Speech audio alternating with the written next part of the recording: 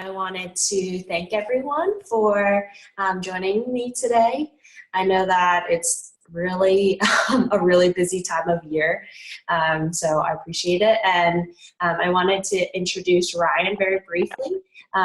He can also introduce himself, but Ryan's Senior Product Manager from OrgSync, and he graciously agreed to help us with our learning community and kind of shed some light on the industry and some of the trends and things to think about when trying to implement this type of system. So I'm going to pass it over to Ryan, and he's going to lead a large majority of our call today. Awesome, thanks, Sam. Quick question. I'm going to share a PowerPoint presentation, just a couple of slides. We're not going to be like, it's not going to be lecture. So I'm using Zoom for the first time, and let me know if you see my PowerPoint here in a second. Okay. Yes. Okay, is it the full screen? Yes. Can you all see it? I'm participating through the phone. Do I have to do this through my computer? You can do it through your computer. If you do it through the computer, you can see the screen. But I'm also recording this, so you can look back on it a little later as well. All right. That's Claudio, right? Yes. Yes. Hi, Claudio. Hello. Great. Hello. All right. So yeah. So first of all, thanks for inviting me. I'm pretty excited. You know, one of the things Sam and I were talking about last week when we were talking about this presentation, or this chat, I should say, is that often, you know, being someone who kind of makes this software and works in this part of the field, we don't often get asked to present like our thoughts on things. Often we get asked to present our answers to things. So I'm excited to share some thoughts today, and rather than just say this is what it does, this is not what it does, robot.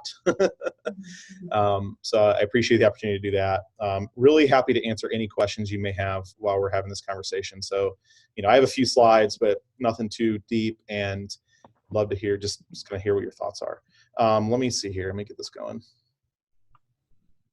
So Samantha mentioned my name is Ryan. I've been with Campus Labs, who is the company I work for since 2010. Prior to that, I worked on campuses. So I worked at Duke University and Indiana University, Purdue University, Indianapolis. Oh, yeah. Yeah, the longest name of an institution ever. Before that, in student activities, student leadership, entrepreneurship leadership, and first-year student programs. So I sort of have done, that's my range of higher ed work. So I have a master's degree in student affairs, spent some time in Florida doing that. So I actually was a consumer of student engagement management systems back then when I was working on campus, and then I ended up becoming a part of one of the companies who provides those systems, and became sort of a product manager. Product manager, if you're unfamiliar with that term, is basically someone who works with the development staff on a day-to-day basis to think about what needs to be solved in terms of problems, and then helps frame and contextualize those problems for developers. So developers are really great. They're very logical folks, but they don't have, their expertise is in writing code and making logical things happen, which, you know, logic and higher ed sometimes don't go together. And so my job is to sort of help them understand the illogicalness of higher education in some degree. So that's sort of what I do on a day-to-day basis. Just a quick bit about Campus Labs. This is not a sales pitch about Campus Labs, but I kind of want you to understand where I'm coming from. We're a company that's been around since 2001. We were started by 2 students at an institution in Buffalo, New York, University of Buffalo. And what we do is we provide technology to campuses, but also advice and advisement to campuses in these 5 areas of general areas of the institution. My world is sort of focused in on the right-hand side of this spectrum, in student engagement and in retention and success. But we also have professionals at our company, excuse me, at our company who specialize in compliance and teaching and learning in areas like that. Our basic idea is that there is a lot of data on college campuses that we're collecting about students, whether that be course-related data about their grades and their attendance, or financial aid information, or co-curricular data about what they're doing outside the classroom. And these things are being collected all independently. And it's really important to connect those things together to have a holistic understanding of student, but also to have a holistic understanding of how the institution is presenting opportunities to students. So that's kind of what Campus Labs is all about. Just a little note, we have 170 employees, offices in Buffalo and in Dallas, Texas. I'm in the Dallas office today. Okay, so these two systems, Collegiate Link and OrgSync, I actually manage both of them here at Campus Labs. A year ago, a little over a year ago, the OrgSync company and the Campus Labs company merged together. And that meant that the two products that are really oriented around student engagement, Collegiate Link and OrgSync, now are owned and managed by the same company, just Campus Labs. So you may have heard these two systems before. They've both been around for quite a while. Collegiate Link started in 2004. OrgSync started in 2005, 2006. I want you to remember the internet in 2004. The internet in 2004 was before Facebook was widely used. So in 2004, Facebook was at like Harvard, Yale, the Ivy League essentially, and that was pretty much it. Gmail had just come out as an example. So the internet was a very different place than it is today.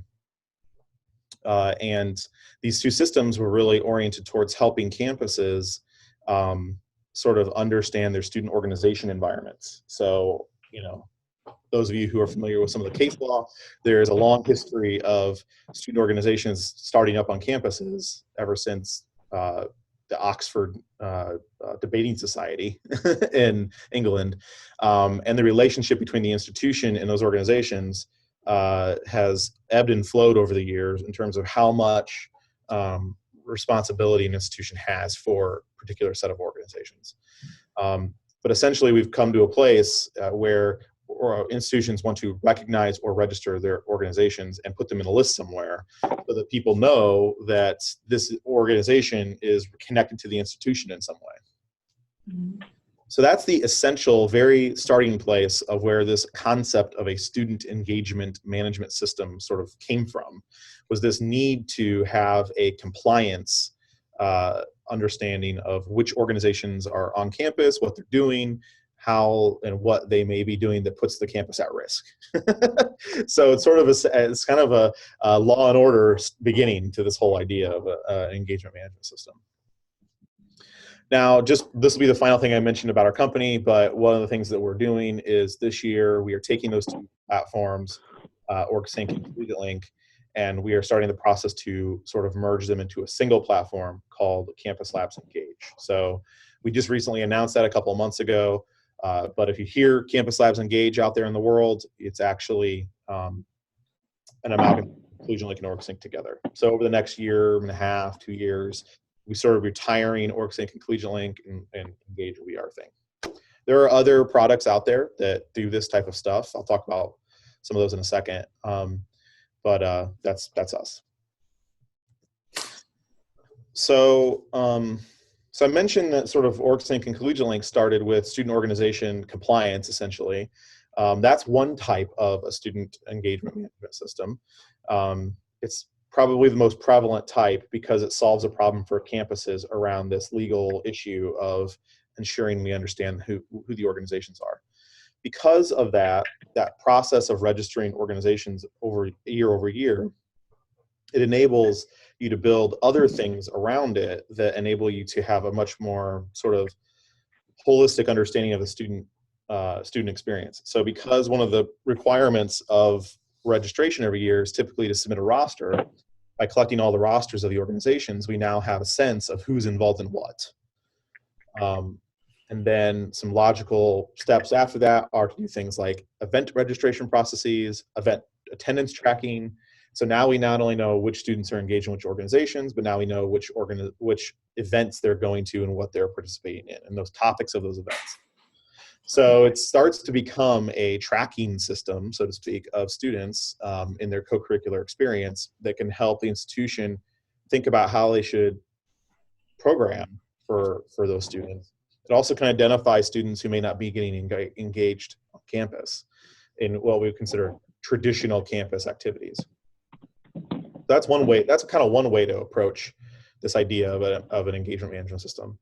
Another way to approach it is the idea that we want to be able to get communication directly into students' hands somehow. And as social media has evolved over time, that has become the preferred sort of method for communicating to students.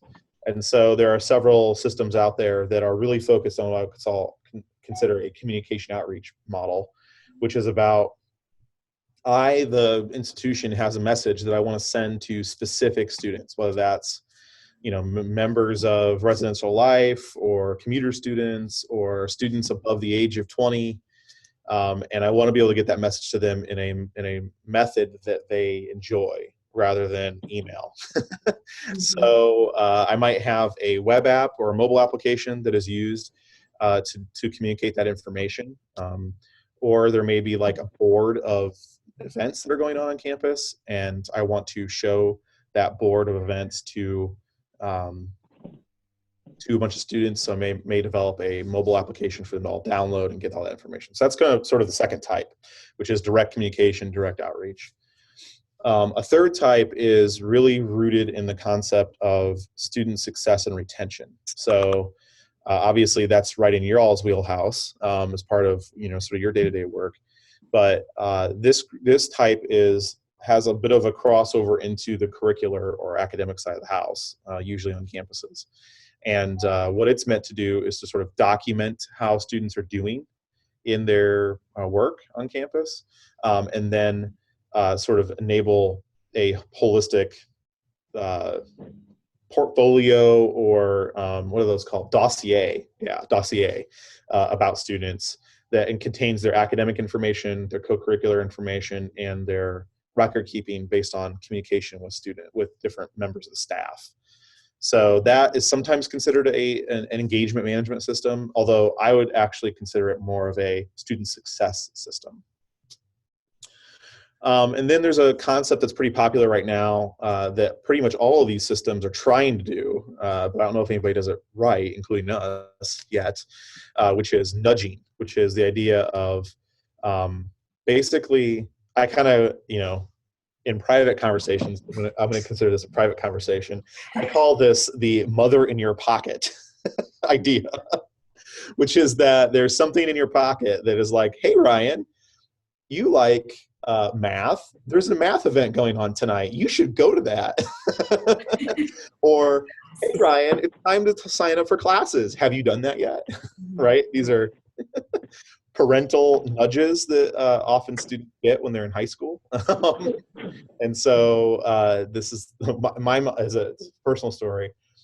My mom, when I went to school, got the first year class lookbook.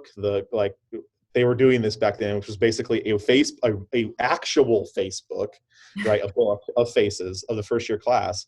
She ordered that from the institution, went through it, and identified all of the ladies in that book who went to Catholic high schools, because I'm Catholic, and sent it to me.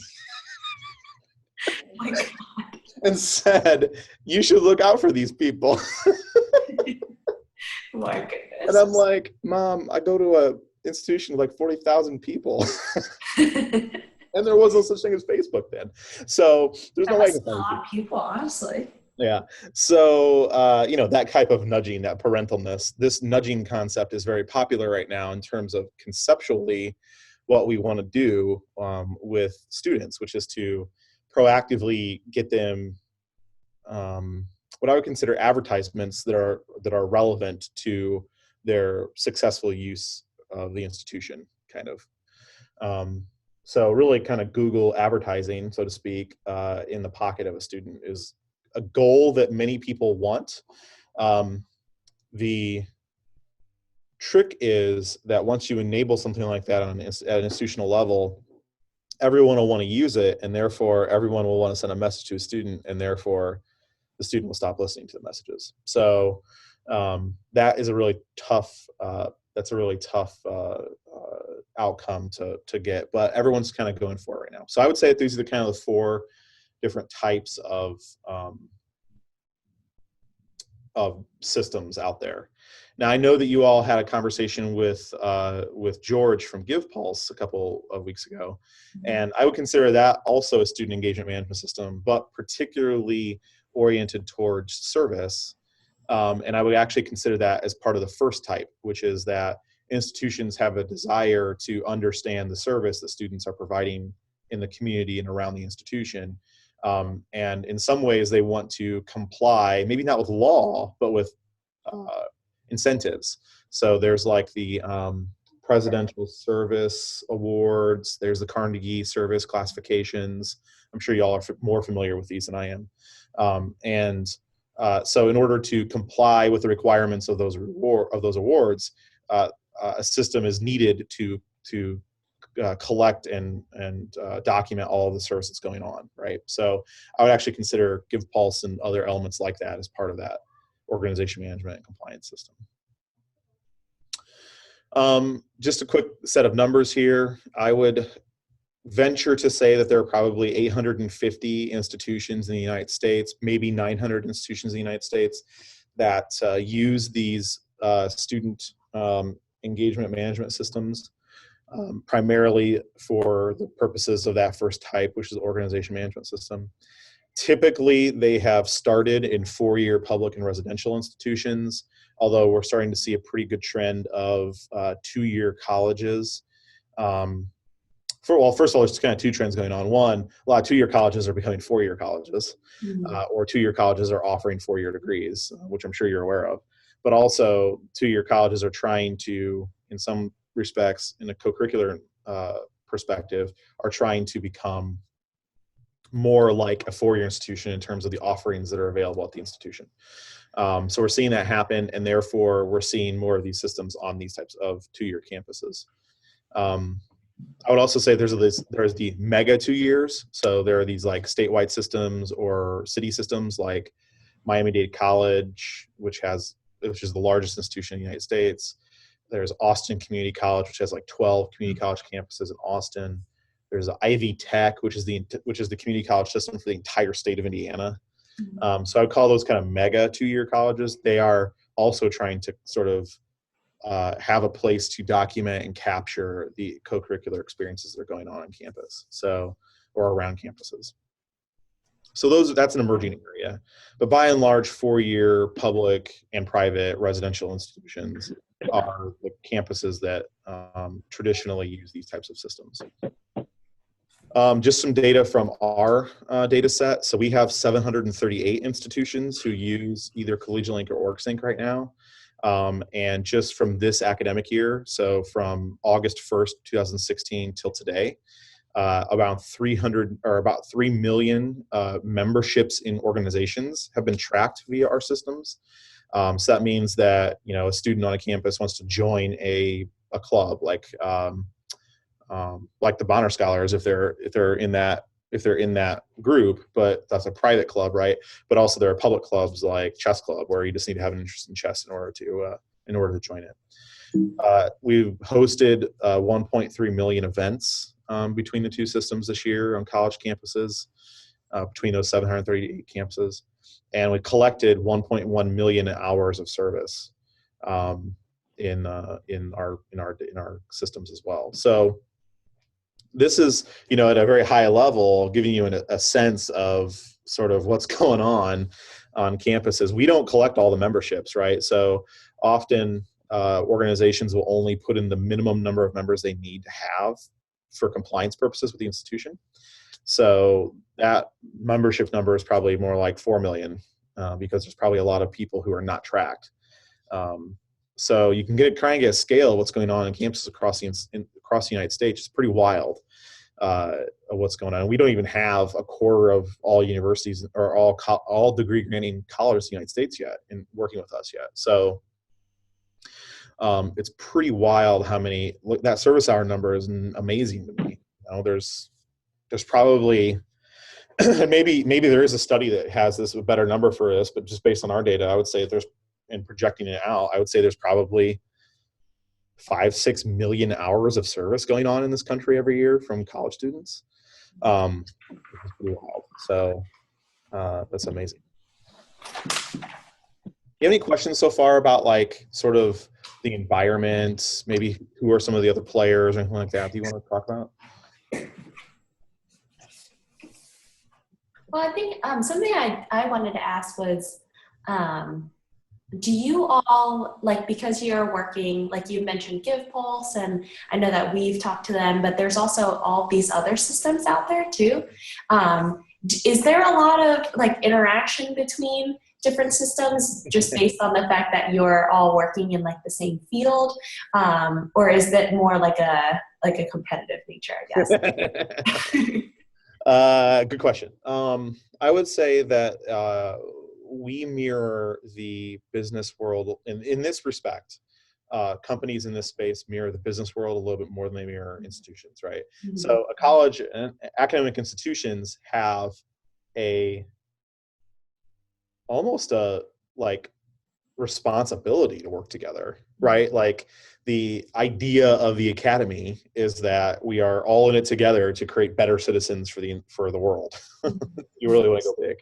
And so, you know, research institutions in particular have almost like a responsibility to actually share and connect and try to advance things together. Mm-hmm. Businesses traditionally, pre the internet, basically, really did not have that mandate, nor was that a positive thing. Really, you were competitors. The only time you ever worked together was if it was strategically important, and really tried to beat each other as much as possible. With the internet, we kind of created a world where these softwares, because they are kind of infinitely configurable and always being changed, right? We don't ship a disk to a campus that says, this is our software, good luck. Mm-hmm. We say, log into this website, and this website might change every day. We might make a new thing for it or whatever. So it's a much more fluid environment now. And so the business world has sort of changed in that there is an acknowledgement that the amount of strategic partnerships that are out there is probably higher than it used to be.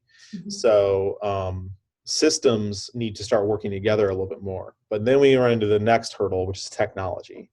So each individual system out there may be written in a different technology and in quite literally different languages. So computer systems are written in different languages, but there is a set of protocols on the internet that allow you to do the translation between those languages, so that systems can connect to each other, integrate, so to speak. Mm-hmm. And so it is possible. However, it does create extra work for each of the businesses involved. So this is a long-winded answer to your question, which is, by and large, most companies don't work together because not because they don't want to, but because there's an additional cost to doing so, and so you have to enable the benefit for doing that has to be such that it outweighs the cost, right? Like the revenue income and the like notoriety for doing it has to outweigh the cost of doing it.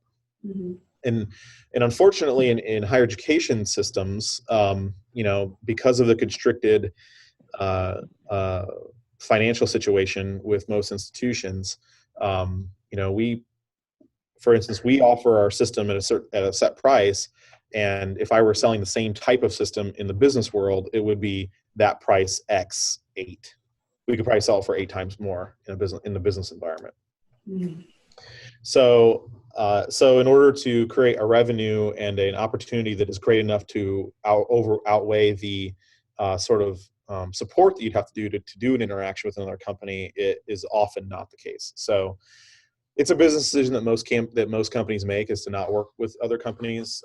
We, as an example, tried to build a broad range of elements of the data layer of a campus, so that a campus can work just with us and get a lot of the data.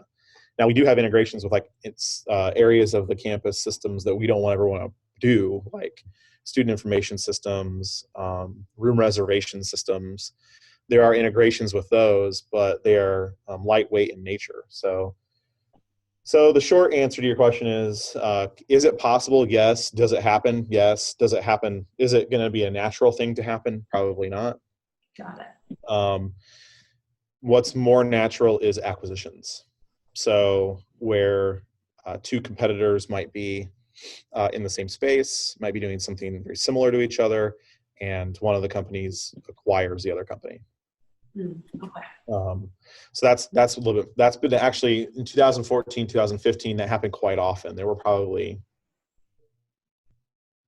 30 acquisitions of higher education specific technology companies. So that's more likely of it happening. Good question. It's an interesting dynamic. As a person who came from campuses, it's a new world for me to live in that kind of environment. But it makes sense when you actually do the math. Oftentimes, interacting with another system is not a cost. It is a cost creator, not a revenue creator. So, so that makes it challenging. Let's talk about some of the characteristics of these systems. So often, and this really is across all of those types, often they have things like directory of opportunities, administrative controls around those opportunities, tracking mechanisms to see what students are doing around those opportunities, reporting back for the folks who are administering the systems. So hopefully they're creating a really well conceived student record, so that a student themselves can get value out of the tracking that's going on campus. One of the things that we've talked about a little bit is that there is an unequal, unfair balance in terms of the data that institutions collect about students, in that they don't usually share it. So institutions have all this data and can do lots of things with it about a student, but the student doesn't have the data. And so that makes it difficult for students to be able to proactively use it to make decisions. So that's a big element that good softwares try to help present, which is back to the student. Here's how you're going to engage, and here's why it's important. They usually offer an ability to promote things directly to students, whether that be an event or an announcement or things like that. And then tools for the different opportunities that are available in the application, so that they can run their own independent processes, and then mass communication out to those students. So as an example, inside of our systems, you can say, I want to send a message to all of the treasurers of Greek organizations that are categorized as sororities. Right? And that means that no matter what the current makeup of those groups is, you can get a message to them, rather than what it used to be, which was a listserv that was created, and the students would have to enroll themselves in a listserv in order to get those messages, which you could mandate, but you couldn't enforce. So those are the types of elements. Almost all of those types of systems I mentioned in the last slide will have this mass communication concept built into it. The dream for a lot of people on campuses is the ability to have a message that we want to get out to a certain subset of students, and that message is immediately known by all of the students immediately, like as if they had a chip implanted in their head, right? So we have this really great resource we've made for students in STEM, and we want every student in STEM to know about it. Is there some way I can just make them know about it? And the answer to that, of course, is no. You have to do the promotional activities that people do and people are used to. And so these types of systems enable that concept.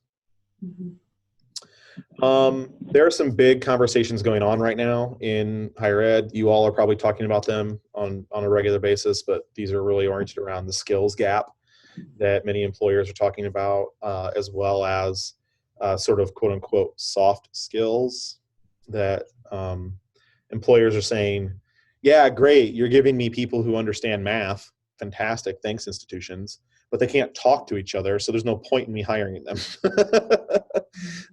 Or they can't work in teams. They're all loners, or they can't convince people of that their idea is better. They just kind of shrivel whenever there's challenge. I'm not saying that's broadly, that's a big stroke to brush, but that seems to be a trend in some of the conversations that are happening publicly right now. And so there are two kind of ways that institutions are starting to try to approach that. One is to guide students down particular areas of the institution in order to gain these soft skills.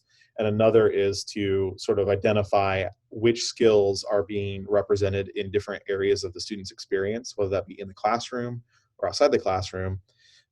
Track those things so you can say back to the student, here are the skills that you were exposed to or got actual learning in when you were here at the institution.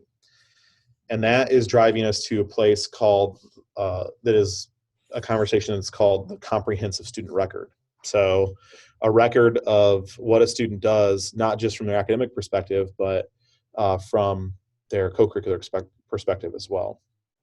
This is really an augmented transcript that when you could give it to an employer, to another institution, it says, here's what you did here's the degree you earned, here's the GPA you had, here's all the classes you took, grades in those classes, but also here are some of the other skills that you were exposed to through non-academic elements of the institution. Because if you think about it, students don't think of the institution as sort of academic and non-academic.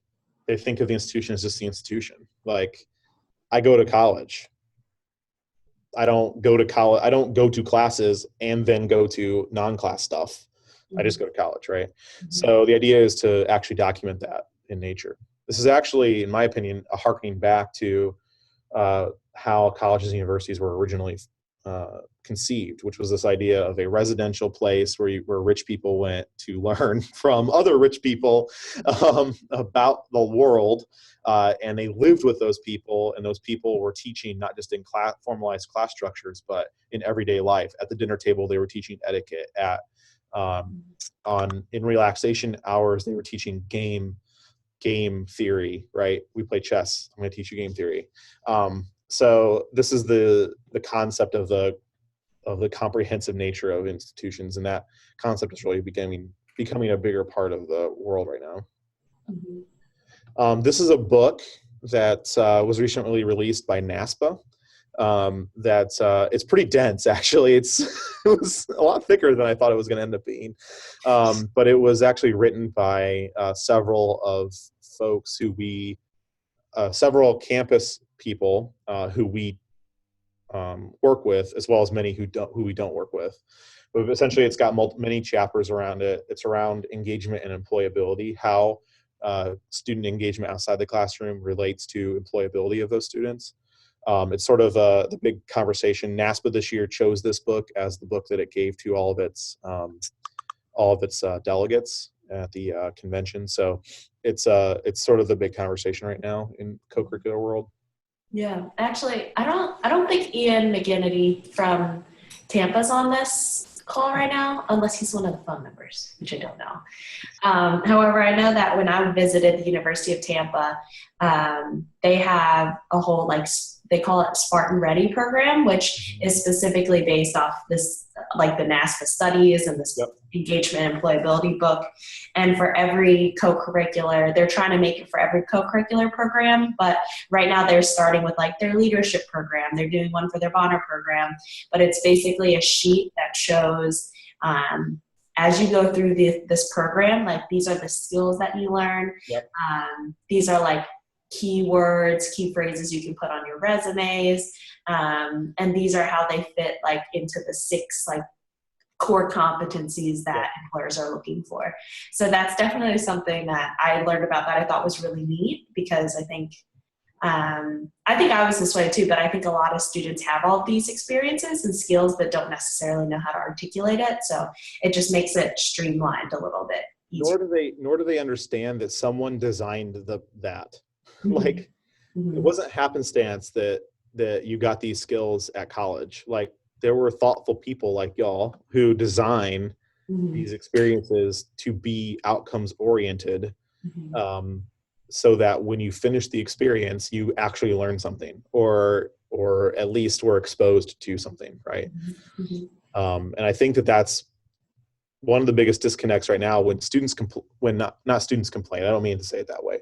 When the discussion about the cost of higher education is brought up, it's almost always about, well, unemployment rates for college educated people are down, and it costs more to go to school, so that's bad.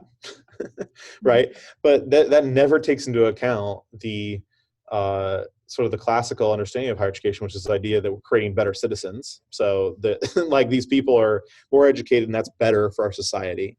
So that's one outcome. But also that, like, just because and if you look at the costs of education, it's actually not gone up that much over the years. And the value of education has probably gone up significantly. The tough part for the academy is demonstrating the value of an education beyond employability. And that's the hardest thing right now, right? Is to be able to say going to college is more than just getting a job. That it's always been the struggle of higher education to articulate that. So I think this research around employability and around soft skills is one of the places where we're trying to go in order to be able to quantify that value set. Actually, inside of our system, we have this idea called guided paths, or pathways, or paths, just in general.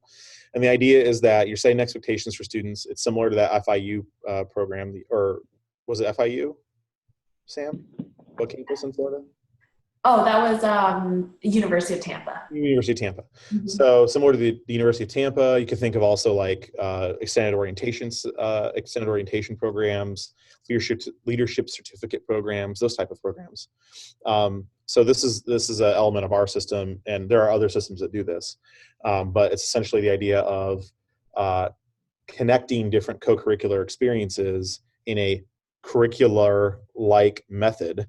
So do this, then do this in a series that are interconnected based on concept, so that when the student completes it, they have an understanding that they went through a well-designed series of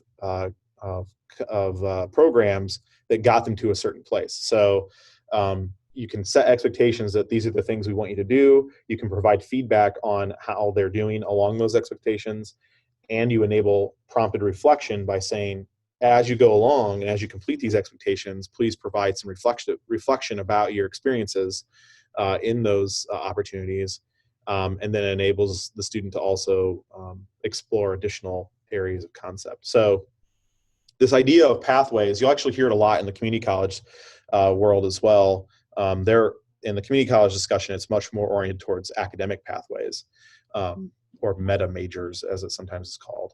So I want to be a health sciences person. So here's the start of health sciences. No matter what program you end up in, radiology, nursing, etc., go take these classes to get started.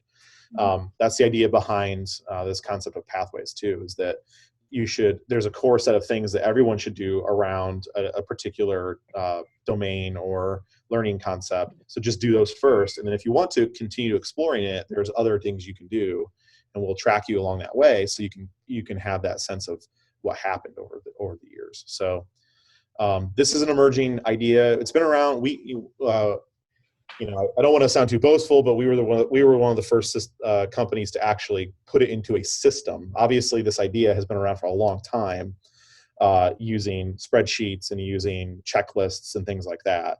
But we put it into a system in 2012, and there's some other companies that have since created these types of programs. So there are a few out there, but we think in our data set, we have around 320 pathways across 115 campuses right now. So it's something that definitely campuses are using as a way to formalize the structure in which a student goes through a co-curricular experience. So, I think it's a good not best practice. I think it is a good practice to articulate, hey, this is what we expect of you if you want to learn more about like intercultural fluency. We might not use those words with students, but here's what we expect of you. We think that these programs align well with that exposure and learning more and getting the skills, and then we'd like to see you track along that to complete it. We actually, University of Texas El Paso had one of these set up for their first year cohort, and they found out that completing the pathway was not important. It was actually that if a student group connected to 2.5 things, if they did 2.5 of the requirements in the like 15 requirement pathway, that they actually had they had a better retention and completion rate over years. So this is sort of an idea of saying, I would say that the 80s and 90s and early 2000s was all about have as many co-curricular activities as possible, and students will it'll be magic. Right? It's the build it and they will come thing. Like just to have as many as possible across as many categories and as many concepts as possible, and students will soak it up and it'll be fine. But now I think the tenor of the conversation is more about let's be thoughtful about the sequencing of these things. Make sure they're tied back to learning outcomes. They're tied to the institutional mission, and be able to track students along that process so that we can both help the student be reflective about it, but also, frankly, so we can get credit for it, right? We have 50 students who have gone this far in our path and gotten these skills. See, I'm an educator too, to the academic side of the house. That's one of the ways to do it, but also just so that we can defend our programs and services too. So those are all the slides I have, but I thought I would kind of present that and see if that brought up any, thoughts or commentary or questions. I'm happy to answer any questions. Like anything you want to ask, I'm happy to answer. Yeah. I also, I don't want to interrupt questions or anything at all, but I know that Amber is from Stetson, and she actually has, Stetson actually has OrgSync as their main campus system too. So I also want to invite her to chime in about how they kind of implemented this type of system as well, just to kind of integrate what you've been saying, Ryan, and how Bonner campuses have been implementing this type of work. Yeah. So we actually put OrgSync into place on our campus about 6 or 7 years ago, and we utilize both the full organization system for just kind of student orgs, registered student orgs. We also have 2 different campuses, so we also have a law campus that utilizes OrgSync. And then our office also utilizes a separate addition to the system that is for service tracking, which is the main way that we use it. But I'm a really big fan of it as someone who used it as both a student and now as a staff member. I think HatterSync, we call it HatterSync, has a really great interface. I think it's really, really easy for students to use. And compared to some of the other systems that I've seen other campuses use, I think it's really simple. It's really intuitive for both our student workers and staff and faculty who use it. So we try to use it for as much as we possibly can. So if anyone has any questions about specifics, I can answer those from our perspective. Yeah, and I would say one of the things that we've learned over time is that considering how you want to use the systems as they're conceived is really, really important. Each of these systems offers a plethora of options around how they're configured and how they can be useful. But really the thoughtful consideration of how they're going to be used and what outcomes you're trying to attain on campus in terms of what information you're trying to track, what types of documentation you want to create with that information after the fact is really, really important, because there's all kinds of switches and levers in these things. And, if you don't have a core understanding of what you're trying to accomplish, each of those decisions will get harder to make. But once you do make them and implement it, it is really, I think, a magical thing, because once students start participating in things and start using the system, it helps them to formalize their path through the institution, which I think is good. We love Stetson. Stetson's great. We love all of our campuses, but we love Stetson too. We actually just had a visit from our liaison at OrgSync named Eric. Yeah. And so he came, he's so cool. So he came and sat with our staff specifically for a while before meeting with the rest of our student affairs division. And we learned about a whole host of other areas of the service portal that we didn't even realize we could use, especially with marketing our events. So it's very helpful. And he is always available for us. I know, like, nowadays, people try to boast the 24/7 available IT support, but he's really great at being really personable, and he'll go into our system to give us exactly what we need to know, not just from like a general interface help kind of perspective. So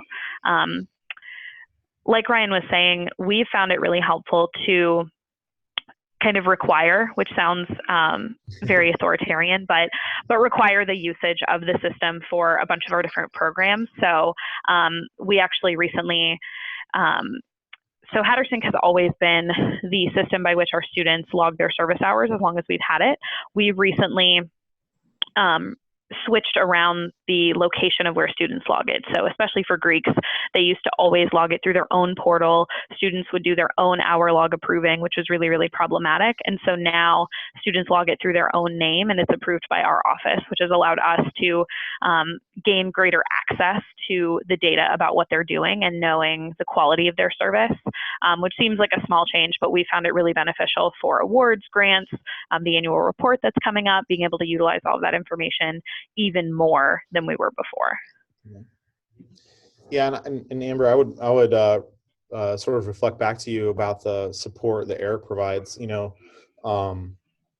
We love Eric. Eric actually is getting back from, he was in Europe for the week, so he's wow. Yeah, he's working from home today, but there is a difference in some of the companies who offer these systems in terms of how they support the systems. In that, I would say that there are companies like us who hire people from higher education to work as consultants.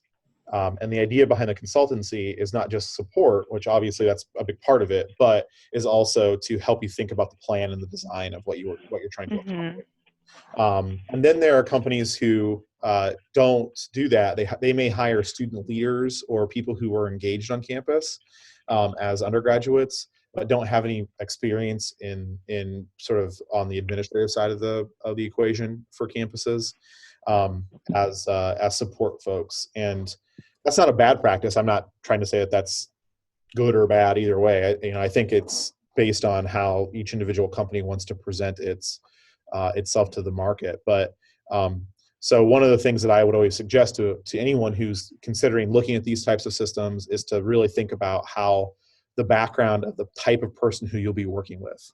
One of the questions we don't get very often in the sales process is, who is going to be my person, and what does that person look like from an experience level? So I actually think that's a really critical element. I'm probably a little biased because we do emphasize it a little bit from our company, but I do think that's a really important thing because there is a difference in a relationship between someone who just really knows the system really well and someone who really knows the system really well and knows what you're trying to accomplish and has been right. So I think that's a big difference when you're doing that investigation.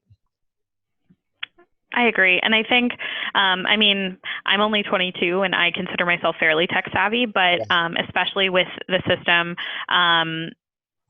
because Eric knows so much about Stetson and about our office, he knows about, when he was here, he met with our vice president, so he knows exactly what Stetson's all about. But we found that as many changes as we can make as coordinators and even as administrators of the system, there are some changes that are kind of locked at the OrgSync administrator level, which I think is a good thing. I think with so much turnover in our division, you wouldn't want someone that has such close access to some of those settings. And so to be able to call an actual person who you've met and you've talked to and you've worked with and you have a friendship with is so much different than, I don't know about y'all, but to me, filling out those anonymous like contact us forms and just kind of shouting into the void is so frustrating. And so to be able to have his number and his picture in our system makes it so much more friendly and so much more approachable to using it, adjusting it, completely customizing it to how all of our offices want. I think that's something I really love about OrgSync too, is that there's kind of a portal system. So our office has its own portal, and through that we have all of our nonprofit partners. Our Office of Student Life has all of the portals for student programs. There's a registered student organizations portal. Like I mentioned, our law campus has its own portal, so they do their own amount of service and activities. So even within our Stetson system, the needs are customizable to our different offices that are using it as well. Yeah, I don't know if y'all realize this, but higher ed is really siloed. In some, I make that joke, because I think there's always been this beat of the drum of let's stop siloing campus. But in all actuality, a lot of times it actually makes a lot of sense to do it that way. I mean, there are real reasons why the College of Law is the College of Law, and it's not just a part of Stetson, right? Like, they have different goals in mind than the undergraduate institution. So that means that they have different processes in place and different desires. And so it's important to sort of mimic that concept of localization in terms of control of the applications. Amen. Yeah, I wanted to also ask if anyone else on the call has any questions. I know not all of you have systems on your campus or may not even be considering it, but do you all have any questions, both either for Ryan or for Amber, who has like implemented it on her own campus as well? Well, this is great information. This is Allegheny College. We don't have anything like this on our campus. We actually do our hours and things like that by hand. So it gets really difficult relying on different departments to submit the requests that we ask for them that we can update our reports on. But I wish we had something like this. This is something we probably need to talk about this summer. How can we get the buy-in from the college? Because it's not just silo in just the area of collecting hours, but there's other different options that can customize to our school needs in different areas. So I would love to have this. It'll make our work so much easier, and in the long run. So that's just my comment about it. I mean, I'm very happy if the other people are doing this. How to get our school on the board about this, and who do you bring to the table when you're having these conversations to make this happen and get the buy-in from everyone here. So yeah, I mean, I think a big part that's of all it, I had to say about a it. big part of it is these are products. You have to, there is money behind the process, right? You have to pay for them. So Yeah. a big part of it is identifying who is going to have the most value of getting the data that the systems will provide. What that data can provide to them in terms of assistiveness in their programming or their compliance or their name the carrot or the stick they need to handle, and then that's the way that you can approach those organizations to say, this is something that will help you with that. It can maybe it reduces cost in terms of staffing. Maybe it increases the amount of data you have about a particular area of what you're trying to do. So identifying value propositions is usually the first step.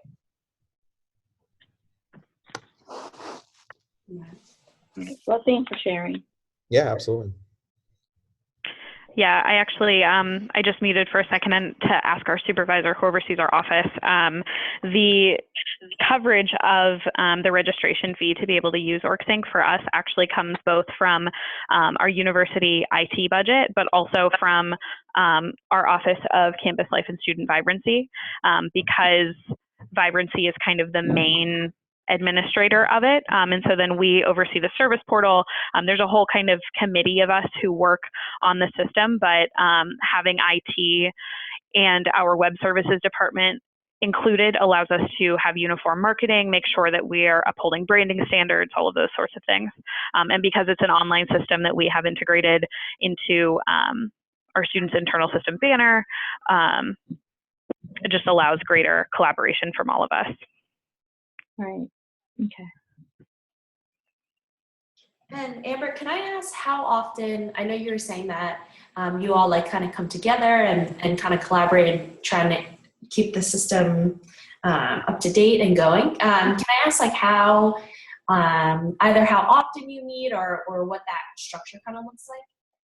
Yeah. So fortunately for us, because we're so small, we kind of only, and because we've used OrgSync for so many years, there's not necessarily like a formal committee meeting where, 7 or 8 of us meet together to talk about the system. But especially between our office director, Savannah, and with the director of student vibrancy, I would argue almost on a monthly basis because they both report to our vice president. Anytime we're discussing major university events, we're discussing any major programming, we're talking about HatterSync. We are fortunate that we don't need to have a formal meeting about system administration too often because we've had it running for so long. We are actually, though, in the process of hiring a new associate director of vibrancy, who formerly was an assistant director. She's been promoted. And so she was actually the one who would oversee all of our registered student organization activity. And so we're going to be in the process of just kind of revisiting who our go-to person on campus will be. But I would say they discuss the system about once a month when discussing our student affairs division, because we're the main users of the system. Yeah, we usually see it more often at the beginning, obviously, as you're learning about the application and trying to have negotiations around how it should be configured and all that stuff. And then it starts to slow down over time.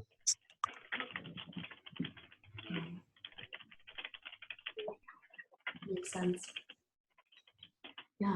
Do you all have any other questions?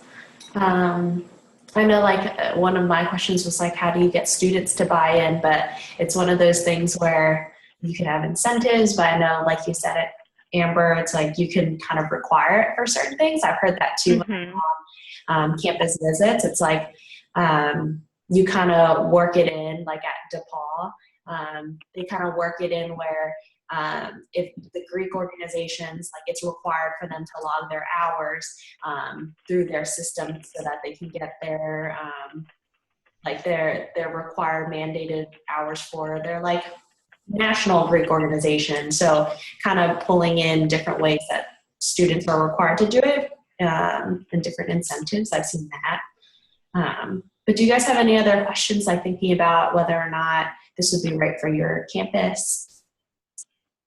No, I was wondering, does admissions, for those who does use this, does the admission office use the information from OrgSync for promotional or for marketing and advertisement? Yes. Like with hours or, okay. Right. On our campus, they do. On our campus, so we allow most of our pages on OrgSync to be viewed to the public, which means a person wouldn't have to log in to view the system. So we'll post marketing materials that then admissions will then use to showcase events. We actually this year just got a new admissions building built. And so there's a whole bunch of fancy TV screens in there that they'll show OrgSync on and allow families that are coming for tours to use OrgSync and just kind of poke around what programming our students use. But then, yes, at the end of the year, especially when our office compiles reports of community service hours reported, philanthropy dollars donated, photos, all of those sorts of things, admissions has access to so that they can use for marketing and branding. Okay, thank you. Yeah. Alumni offices also get involved because they really like to know what students were doing when they were on campus, so that when they go to invite those students to programs or solicit them for financial help, they have a better understanding of what the student was up to. So as you can imagine, if you were in a certain residence hall that was really not a good place and they want to build a new one and they're looking for donors to help, it's really nice to know who was in which residence hall, so they can go back to those students and say, hey, remember that janky bed you slept in? You've been operating it. You want to have some money? Right. Mm-hmm. My inkling is also, I know Tremaine, you were saying like who do you bring to the table? And I was also thinking that I think as a higher ed trend now where like retention's a huge issue or enrollment's a huge issue, it's like I feel like admissions and alumni wouldn't ordinarily be the first people to think of, but they would definitely have some type of like investment in a system like this too. Okay. They knew what it would bring to them as well, I think. So. Okay. And the way that we have OrgSync currently set up allows us to keep alumni in the system, especially alumni on campus or alumni who want to stay on the pulse of different programs that they were a part of. So there are actually category distinctions. And so we can see who's a current student, who's the faculty member, who is an alumni. And so we can use it that way to specifically target them for programming, especially during homecoming, is when it's really most used by us. Mm-hmm. Okay. Yeah. Hey y'all, I love this conversation. I do have to run though. I have another conversation I got to jump to, but first of all, thank you for what you do. You guys do really cool stuff. I've known about the Bonner Foundation tangentially for a long time. And I think it's really cool what y'all are working on with students. But secondly, thank you for having me as well. As I said, I always enjoy these conversations. If you ever want to reach out, my email is roconnell@campuslabs.com. That's roconnell@campuslabs.com. So I'd love to chat offline if you like. Great. Thank you so much, Ryan. I think your expertise is really appreciated. Yeah, absolutely. Y'all have a great day and a fantastic weekend. Thank you. You as well. Thank Yeah. Bye-bye. All right. Well, I think our time is also up too. So I'm sure, I know it's a super busy time of year, so I don't want to hold you all too late as well. But yes, I wanted to thank you guys as well for joining me, and Amber for sharing your perspective from like a practical point of view as well, like how this actually works. Yeah. We were supposed to talk a little bit about SLI, but it was more like we're going to have 2 strategy sessions at SLI around student-led campus-wide engagement, and they're going to be predominantly student-focused. So I was kind of just going to ask for suggestions as to anything that we've talked about in our calls that you think might be relevant, or if you all would like to share any of your strategies or anything like that. We have 2 sessions at SLI. So maybe what we can do is I'll create like a message board, a message on our Basecamp, and then if you have any ideas, you can plug them in that way, or if you want to help facilitate the event or anything like that. Yeah, I just wanted to share too. I met with a few people at Fall Directors because I think it was either at Fall Directors or SLI last year about OrgSync and the way that Stetson uses OrgSync. So if anyone wants to have an intimate look at our system, I would be happy to sit down with you at lunch, or like if we wanted to have our own, like during the receptions, an own breakout session for the learning community, I'd be happy to show you guys how we use it. It's pretty cool. I'm a huge fan. I'm on it like every day. Well, thank you so much, Amber. Yeah. Cool. Well, I'm going to be, this call is recorded, so if there's anyone like you'd want to share the information that you learned, like back on your campus, your director, admissions, anything like that, please feel free to share it with them. But I'll be posting it and some notes a little later today. But yeah. Right. Yeah, thank you so much. Thank you, Sam. All right, have a great day. All right. Bye, guys. Bye.